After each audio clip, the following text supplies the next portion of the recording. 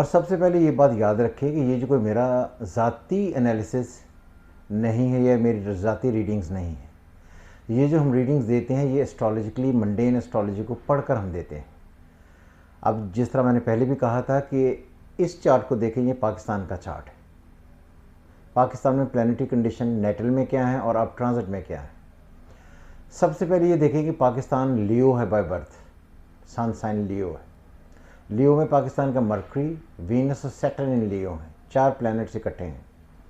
और एक्सिस में जैसे स्क्वायर कहते हैं में राहु बैठा हुआ है टॉरस में, और केतु बैठा हुआ है स्कॉर्पियो में विद जुपिटर। और 12th हाउस में मून एंड मार्स बैठे हुए हैं इन कैंसर। ये पाकिस्तान की नेटल यानी जो प्लैनेटरी कंडीशन बाय बर्थ है वो है। अब इस पर हम जब ट्रांजिट अप्लाई करते हैं तो ट्रांजिट में देखते हैं कि राहु कंजंक्ट हो गया हुआ है, सैटर्न इन एक्वेरियस है और मार्स इन एक्वेरियस है और सन इन एरीज है। ये जो सारा कॉम्बिनेशन बना हुआ है ये बड़ा डिफरेंट किस्म का सिनेरियो है। मैंने पहले भी कहा था कि जो दौर 22 फरवरी के बाद से शुरू हुआ, मार्च से शुरू हुआ, तो ये साल जो है जुपिटर इन पाइसिस है, तो ये जुडिशरी का साल है, लीगल डिसीजन का साल है। और मैंने ये भी कहा था कि जो लीगल डिसीजंस होंगे ये गवर्नमेंट के अगेंस्ट और गवर्नमेंट की फेवर में दोनों तरफ आएंगे।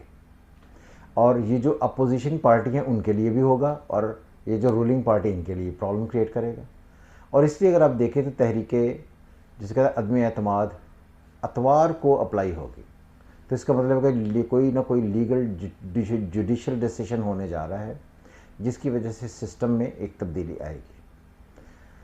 तो इसीलिए अब हम देखते हैं कि इस वक्त जो ट्रांजिटरी सिस्टम है वो उसमें इस वक्त प्लैनेटरी कंडीशन क्या है। जैसे पाकिस्तान में इस वक्त पाकिस्तान की प्लैनेटरी कंडीशन में सन इन एरीज में आया हुआ है।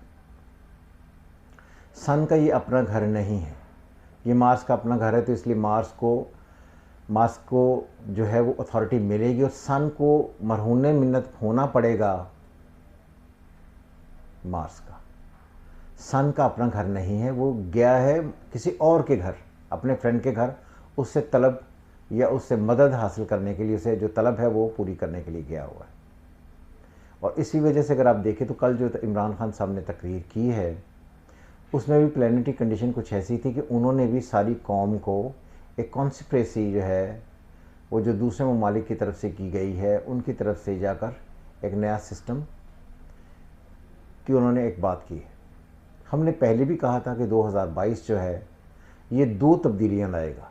नंबर एक तो ये इलेक्शन का साल होगा, दूसरा ये है कि ये जब हम आगे बढ़ेंगे तो इसमें सिस्टम तब्दील होने का साल होगा। इलेक्शन और सिस्टम तब्दील होना 2 अलग अलग बातें हैं। और ये जो टाइम अब शुरू हुआ है ये अभी ख़त्म नहीं होगा, ये जाएगा अगस्त के एंड तक, लेकिन 22 मई तक बहुत ज़्यादा कैओस क्रिएट होगा। अप्रैल एंड मई ये जो कमिंग ये 2 महीने हैं इसमें काफ़ी सारी अजीबोगरीब सिनेरियो क्रिएट हो गए। तो इसमें ये जाकर सिस्टम चेंज होने की बातें हो रही हैं। जो इस वक्त आपको बज़ाहिर नज़र आ रहा है वो ये है कि इस वक्त डेमोक्रेसी चेंज होगी और डेमोक्रेसी दोबारा आ जाएगी। यानी कि अगर इमरान खान जाते हैं तो कोई और आदमी वज़ीर आज़म आ जाएगा। तो मैं इस बात को चैलेंज नहीं करता, मगर मैं इस बात को बार बार ये कह रहा हूँ कि ये साल डेमोक्रेसी अगेंस्ट डेमोक्रेसी के कामयाब होने का साल नहीं है। डेमोक्रेसी के अगेंस्ट डेमोक्रेसी कामयाब होने का साल नहीं है। इस साल सिस्टम लपेट दिया जाएगा, सिस्टम तब्दील कर दिया जाएगा। सिस्टम का चेंज होना मतलब ये है कि डेमोक्रेसी इसी स्ट्रेंथ के साथ नहीं चलती रहेगी। कुछ ना कुछ ऐसे मामलात आएंगी जिसकी वजह से प्रॉब्लम्स और बढ़ेंगी और एक नया सिस्टम जनरेट होगा। और जो इस वक्त गवर्नमेंट में अगर फर्ज करें नए लोग आते हैं और वो आकर इसको संभालते हैं तो यहाँ से लेकर जो फेस होगा अगस्त तक ये उनके लिए भी बहुत ही क्रिटिकल होगा। तो सिनेरियो बहुत डिफरेंट होने वाला है। इसलिए मैं बार बार कह रहा हूँ कि अप्रैल मई कैओस के महीने होंगे, लेकिन अगस्त 22 तक जब तक पाकिस्तान की अपनी नई बर्थडे नहीं आ जाती तब तक हालात इसी तरह ही रहेंगे और अजीबोगरीब सिनेरियो होगा। हर रोज़ अब कॉन्फ्लिक्ट देखेंगे। इसलिए जब ये मार्च से फेज़ शुरू हुआ तो हमने कहना शुरू कर दिया था कि ये सारा सिस्टम चेंज होने का साल है। अब एस्ट्रोलॉजी में सिस्टम चेंज किस तरह पढ़ते हैं बहुत सारे लोग ये जानते नहीं होंगे, मगर मैं उनको ये समझाना चाहता हूँ कि वो किस तरह सिस्टम को चेंज पढ़ें। सबसे पहले यह कि democracy is red by Venus. Venus Pakistan का बाय बर्थ इन लियो है, जिसका लॉर्ड वहीं पर है, मगर बाय बर्थ राहु की स्क्वायर है। अब राहु राहु कंजंक्ट हुआ है, और जब राहु राहु कंजंक्ट होगा और सन उसको आके कैटलाइज करेगा तो ये सिस्टम तब्दील हो जाएगा। तो डेमोक्रेसी इस साल हर हाल में तब्दील होकर, चेंज होकर एक नए एंड पर जाएगी और एक नया सिस्टम जनरेट होगा। आप उसे सदारती निज़ाम कह सकते हैं, आप उसे उर्दगान मॉडल कह सकते हैं, आप उसे कोई भी नाम दे सकते हैं, मगर ये बात याद रहे, बार बार मैंने कहा कि डेमोक्रेसी अगेंस्ट डेमोक्रेसी नहीं रहेगी और हालात आगे जाकर और क्रिटिकल होंगे।